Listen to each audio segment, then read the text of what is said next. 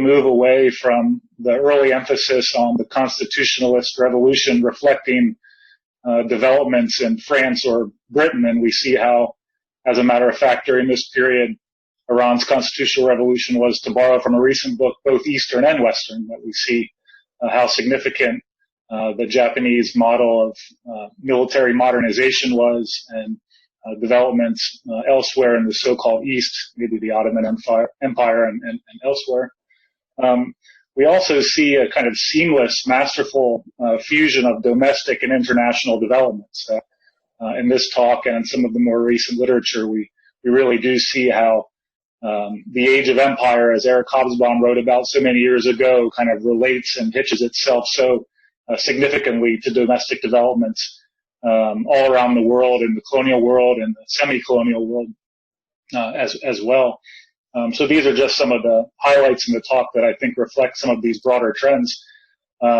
If you don't mind, I'd be curious to hear what you think some of the kind of first moves in our field were to being able to kind of conceptualize modern Iranian history this way, if there are any studies, old or new, that maybe have influenced your thoughts on this question. And then I can see we already have some questions from the audience to take. Yeah, thank you very much. The embeddedness of the Iranian revolution and revolutionists elsewhere is, of course, a very important fact.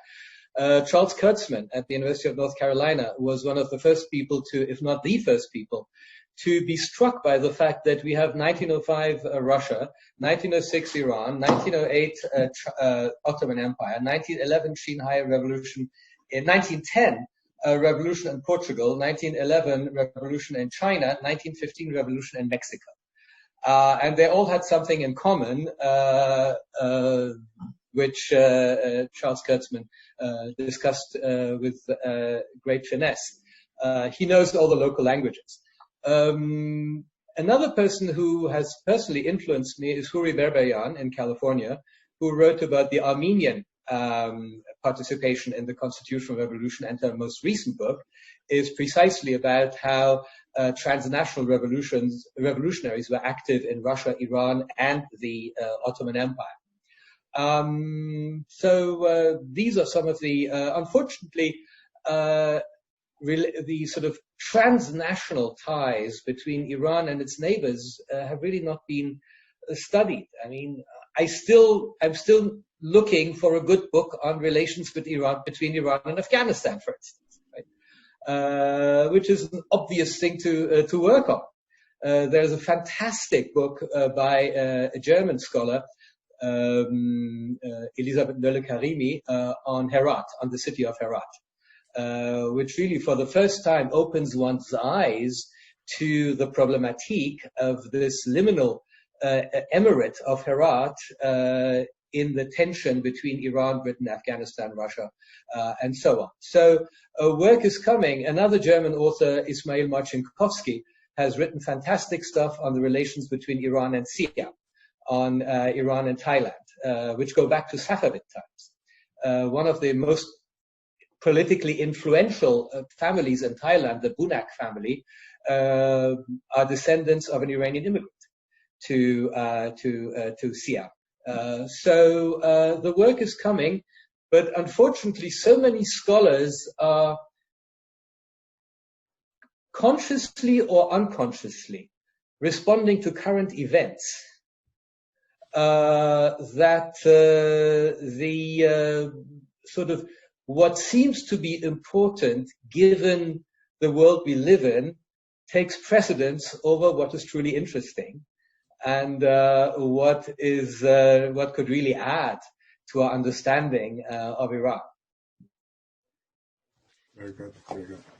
Fascinating. On that note, I think we have some questions that go pretty well together. One is from Randall Paul, and he raises the question of really identity, whether or not an Iranian in the early 20th century during the constitutional period would be more likely to identify with a family, tribe, region, religious affiliation, kind of a political spectrum on the left or the right, social class, political vision for the state or whatever it may be. So it's really about in this liminal period of flux that you identify in the early 20th century, what really are the most consequential identity markers for Iranians who are part of that process? And related to that question, John Limbert is interested in hearing about the tension and cooperation between clerics and secularists within the constitutional coalition. So we move from really a question of identity to coalitional cooperation or conflict. Yeah, all in 30 seconds.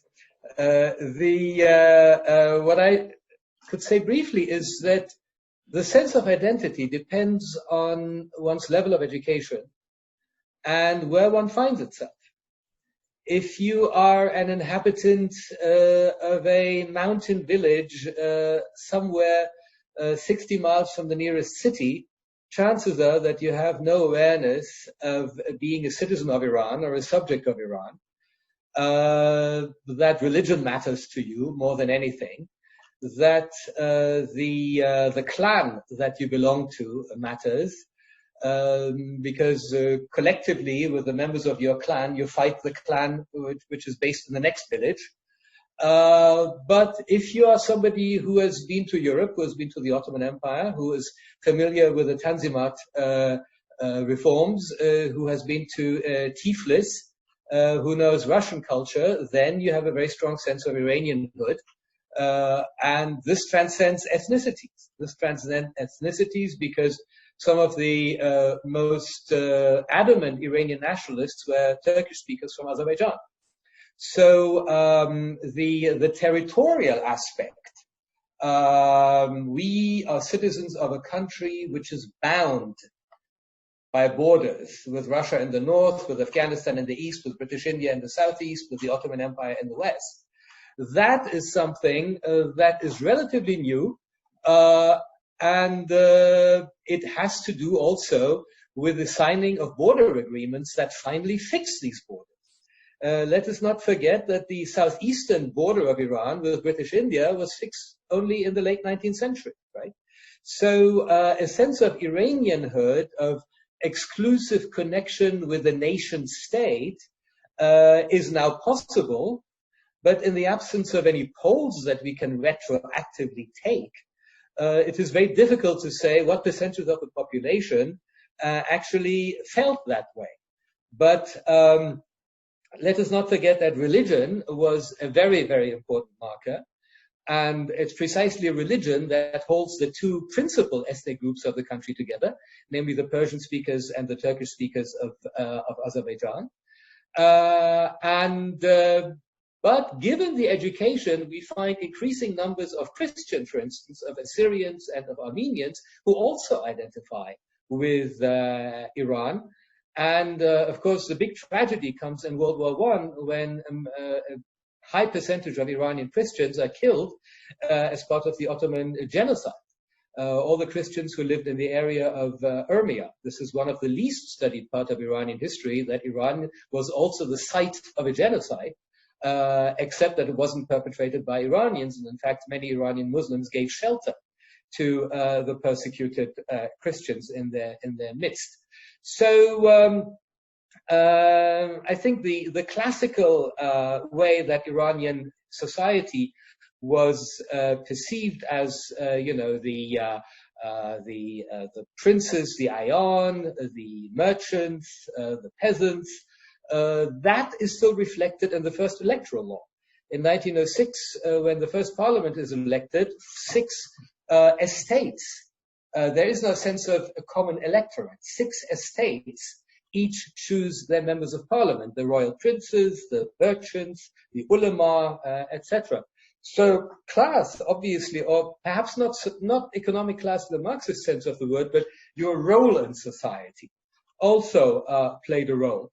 But what the constitutional revolution does, and this is, I think, not controversial, is that it creates a sense of citizenship where everybody is a citizen, where it no longer matters whether you are at least legal.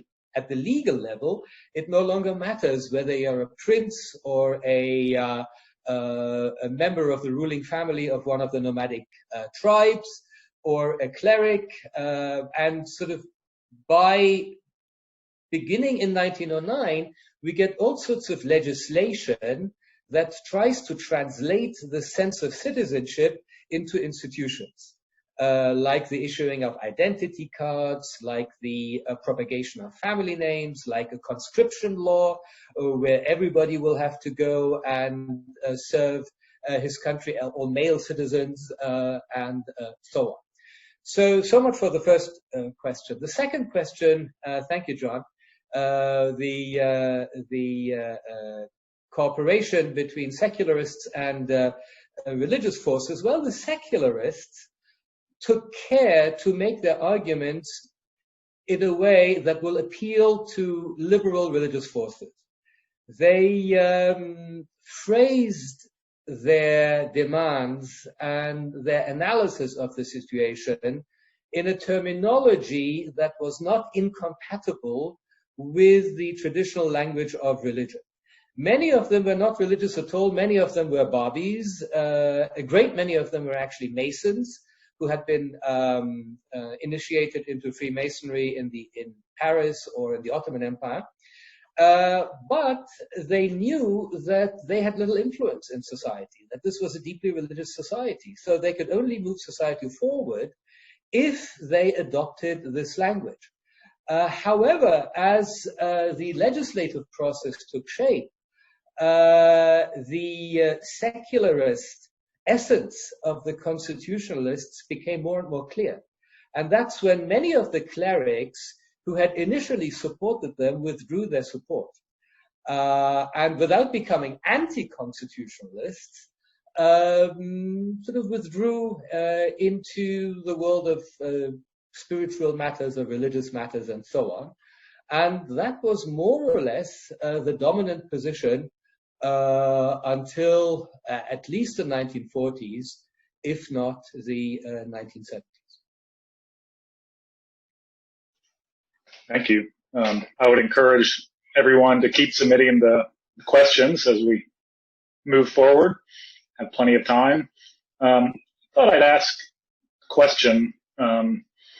Has to do with kind of relating the talk to, Baskerville and the larger American presence in the early 20th century. Often in the literature, we have a contrast between European powers such as Britain and Russia and the United States, who, other than the missionaries, remained relatively aloof prior to the massive intervention of the Second World War and Cold War. And I'm wondering how much you think that representation is fair.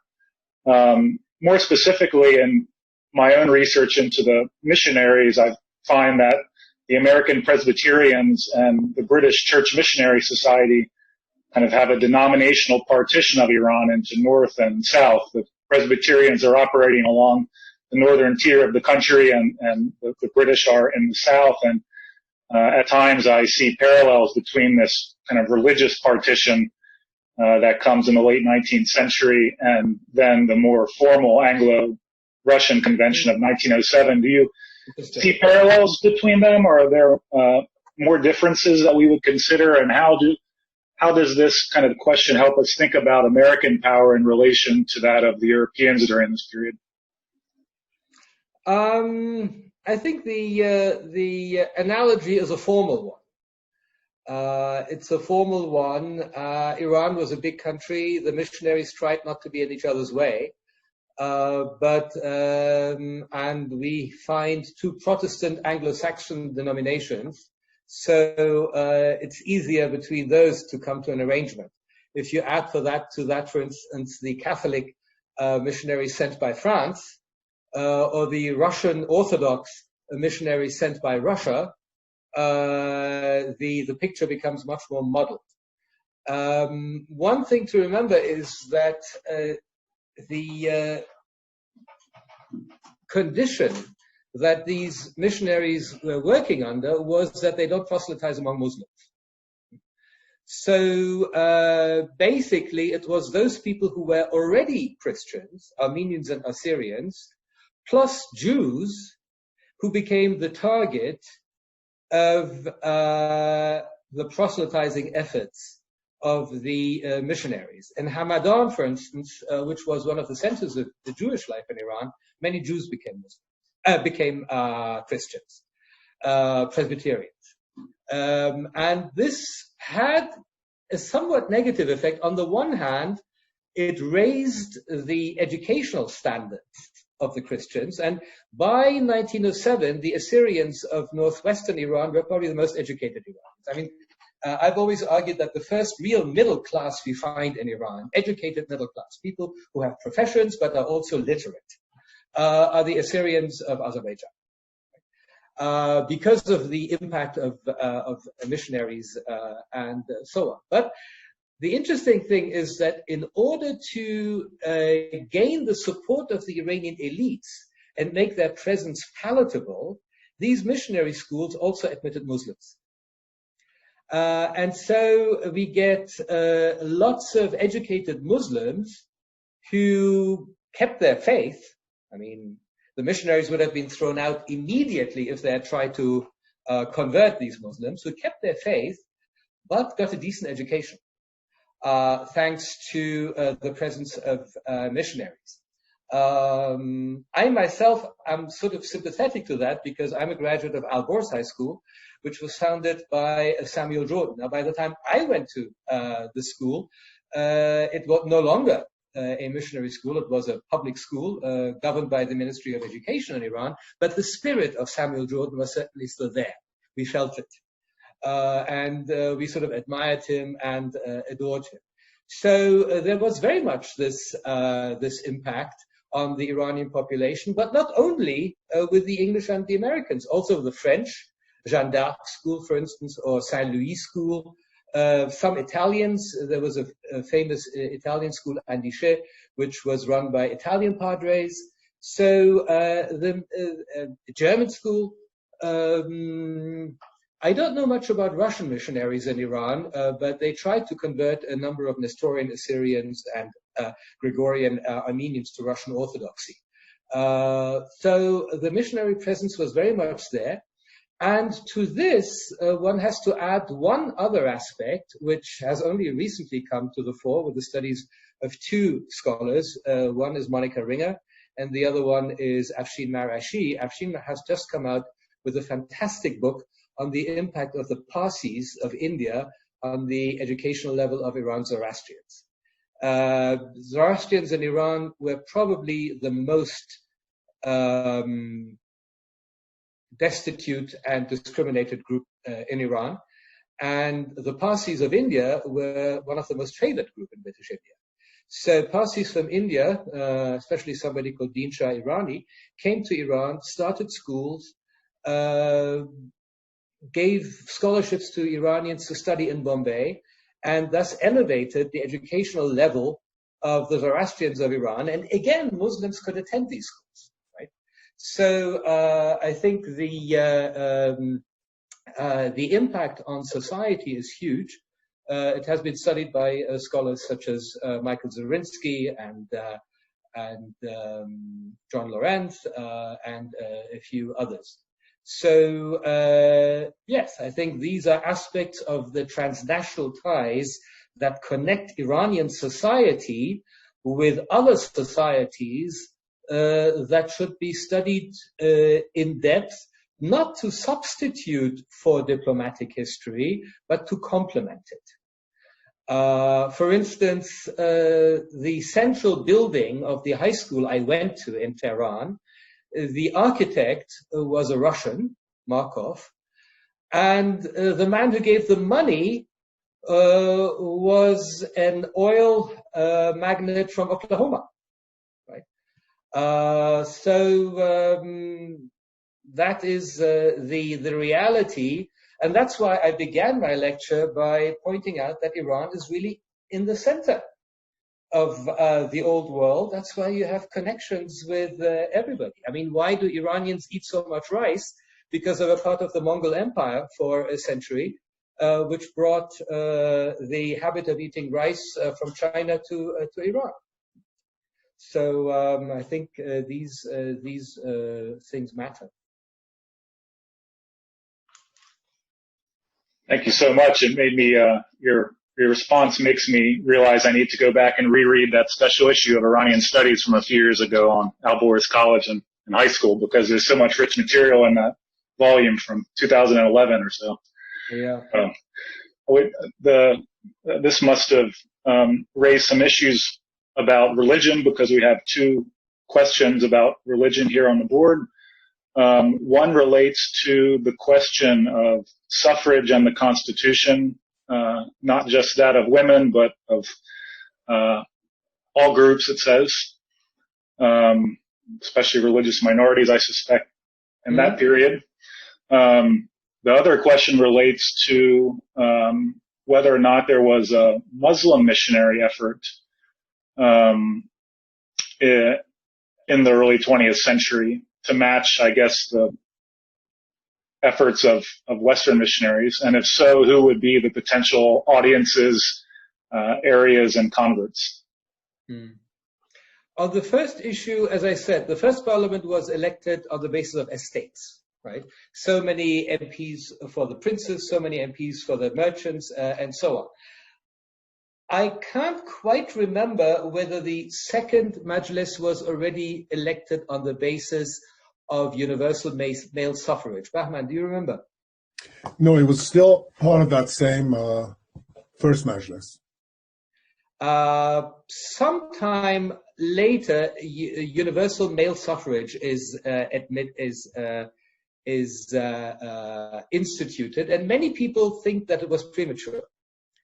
That it was premature because of, what it meant was that rural landlords could ship their the peasants on their estates to the ballot box, have them vote for them, and thereby keep control over the country.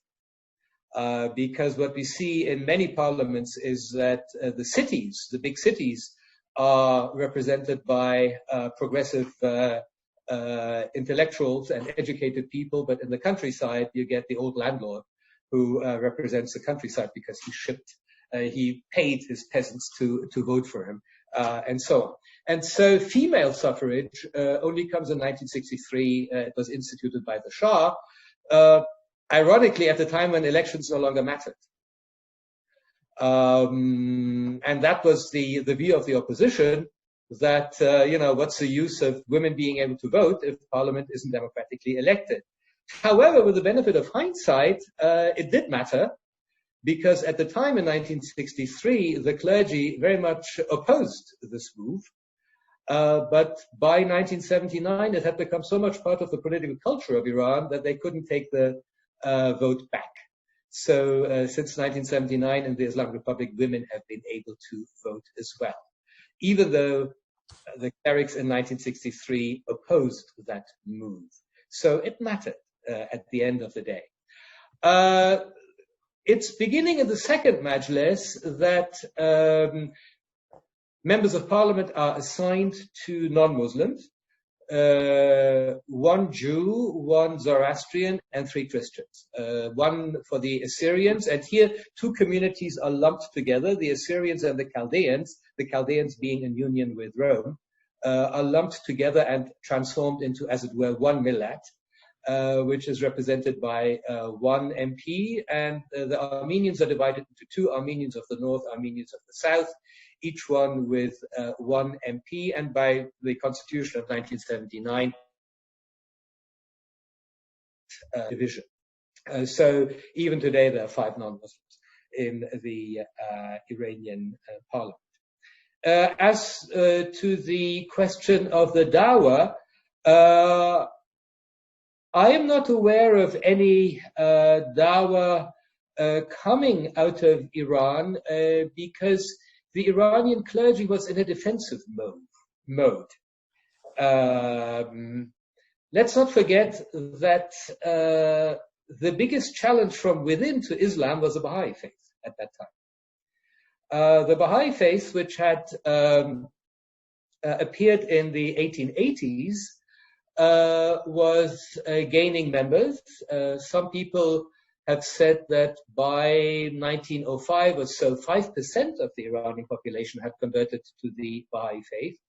Many of them Jews, some Zoroastrians, but most of them are Muslims. So whatever missionary sort of energy there was spent towards discouraging the spread of the Baha'i faith. And at the time, the difference between them and the earlier Babis wasn't made. So much so, the Baha'is by and large had very little role in the constitutional revolution, but the earlier Babis did.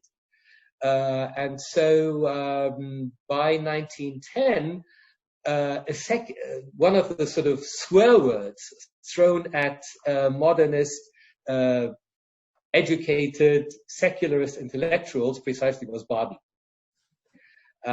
Because they were seen as, and in fact, the Babi leader at the time, Yahya Daulat Abadi, has a famous speech in which he tells his followers, the Babis, well, we can disband now because with the constitutional revolution, our aims have been achieved. So that sort of puts an end to the Babi presence in Iran. And of course, the Baha'i presence is a different issue in this sense. But it's important to remember that the dominant religion of the country and the state religion, i.e. 12 Shi'ism, was not as dominant then as it was later. Because there was a plethora of religious communities, sects, and so on within the country, right? So one of the consequences of state building of Iran, of schools, of roads, of railways, of telegraph lines, all of that, was the gradual assimilation of these smaller communities into the country's main religion, which was 12 Shi'ism. And unfortunately, another one of those blank areas of Iranian history that haven't been studied is the role of Sunnis in Iran. To this day, nobody quite knows how many Sunnis there are in Iran. Estimates go from 5% of the population to 25% of the population. I have seen no study about what Sunnis were up to in the constitutional revolution. Right? Were they sympathizing with the Shah? Were they sympathizing with the constitutionalists? What was their role? I haven't seen any study. So there's a lot of work to be done. Well, I hope some of the attendees are graduate students in need of dissertation ideas because you've thrown out a few nice ones in the course of this talk. Yeah. There's a question about the effect of the Russo-Japanese War on Iran's popular mindset and or psychology. And the question is whether or not you can elaborate on the impact of that war on the kind of Iranian worldview at the time. Well, again, I mean, how many people read newspapers in Iran to learn about it? 1 or 2% of the population. So I'm quite certain that the peasant in a village knew very little about it. But educated people did know about it, and it inspired them. Japan was the one non-European country that had succeeded in doing what everybody else was trying to do, the Chinese, the Iranians, the Ottomans, etc., which was to catch up with the West. So obviously it was the counter model. You didn't only have to imitate the West, you could also imitate the Japanese empire. Now, two things stood in the way of this relationship being productive. One was that Japan was simply very far away.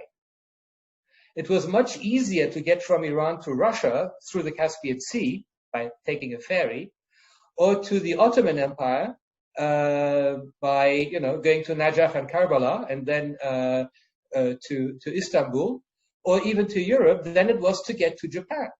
We have a few Iranians who go to Japan. They wrote about it with great admiration. Their books were published, but it was more an aspiration than anything else. And the other thing that I think militated against this was the Japanese disdain that began to appear. Because before 1900 and until 1905, I showed you the drawing made by students in Tokyo, the Japanese did have a sense of Asian solidarity with the Ottomans, with the Iranians, etc. But in 1905, they made Korea a protectorate. In 1910, they made Korea a colony. And at that point, they saw themselves as sort of Europeans who had much more in common with the British, the Americans, the French, the Germans, than they had with the other Asians. And official circles in Japan, official circles, the Ministry of Foreign Affairs, for instance, adopted a very condescending attitude towards the Ottoman Empire and towards Iran. And so this did not translate, for instance, into giving scholarships to Iranians to study in Japan. Not everybody. I mean, here and there you had scholars of Persian language who were interested. When I published my edited volume on the constitutional revolution of Iran, I commissioned articles that put the Iranian constitutional revolution in relation with the views of other countries. And the scholar who wrote about China said, for instance, that the Chinese nationalists followed events in Iran very, very closely, that the organ of the Kuomintang, of the Chinese Nationalist Party, featured articles on Iran. They had pictures of Mozaffar-ad-Din Shah, pictures of Muhammad Ali Shah. They knew exactly what was going on. Whereas the Japanese press sort of treated it as an upheaval in a backward country that couldn't possibly be successful because people were too educated to make use of it, and so on. So I think this condescension that is beginning to build militated against the greater Japanese influence on Iran. Well, thank you very much, Houchang, for this comprehensive presentation. At the end, I would like you to tell us a little bit about your forthcoming book. And here, I find it very fascinating that you are doing this research. Let me put it for people to see it. And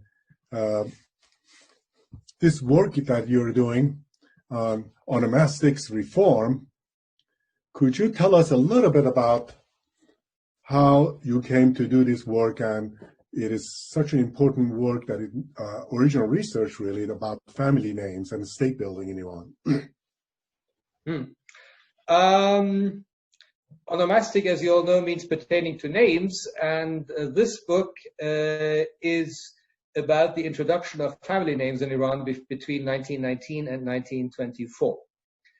And the concomitant abolition of titles, these highfalutin titles that everybody made fun of at the time, Fulan al-Mamalik, Fulan al-Dole, Fulan al-Saltaneh, Fulan al-Dole, and so on. And how did I become interested in it? Well, I'm interested in all things that nobody else has studied. So this is one of those projects. And while I was doing this research, I found that Europeans, and I have French and English sources for this, associated the lack of family names with lack of civilization. You find texts saying, well, in Europe we have family names, and incidentally, family names were introduced in Europe about 1,000 years ago. But less civilized peoples like the Arabs, the Turks, and the Persians lack family names, right?